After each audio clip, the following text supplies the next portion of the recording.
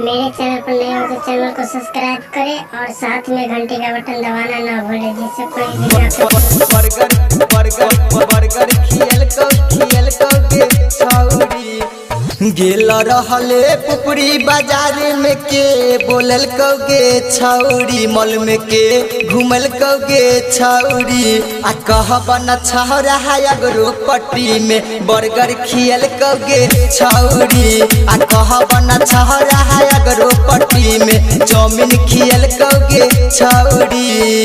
गेल रहले पुपरी बाजार में के बोलल कौगे छौरी मॉल में के घूमल कौगे छौरी आ कहबन छौरा अगरो पट्टी में बर्गर खियल कौगे छौरी आ कहबन छौरा अगरो पट्टी में चाट खियल कौगे छौरी। MR रिकॉर्डिंग स्टूडियो अगरोपट्टी चौक। खियल कौगे छौरी जमीन खियल कौगे छौरी शिवनगर गाछी में तू रोज जाय छे गे छौरी किया रोज जाय छे गे छौरी आ हम नहीं जनियौ तना खेल करी छे तू गे छौरी आ कहबन छौरा अगरो पट्टी में बर्गर खियल कौगे छौरी आ कहबन छौरा अगरो पट्टी में चाउमीन खियल कौगे छौरी जनियौ नहीं तू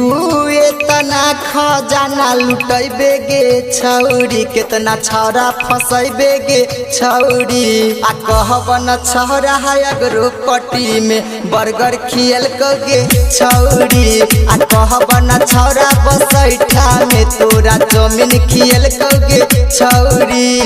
music by Ramdev Yadav. Burger खियल कौगे छौरी राइटर नीतीश राज तोरा पुपरी बोलल कौगे छौरी बसैठा बोलल कौगे छौरी हाय अगरो पट्टी में मनोज जी के बर्गर खियल कौगे छौरी आदि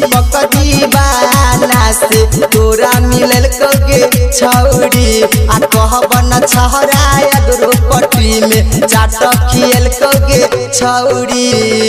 गेल रहले पुपरी बाजार में के बोलल कौगे छौरी मॉल में के घूमल कौगे छौरी आ कहबन छौरा अगरो पट्टी में बर्गर खियल कौगे छौरी आ कहबन छौरा अगरो पट्टी में चाउमीन खियल कौगे छौरी।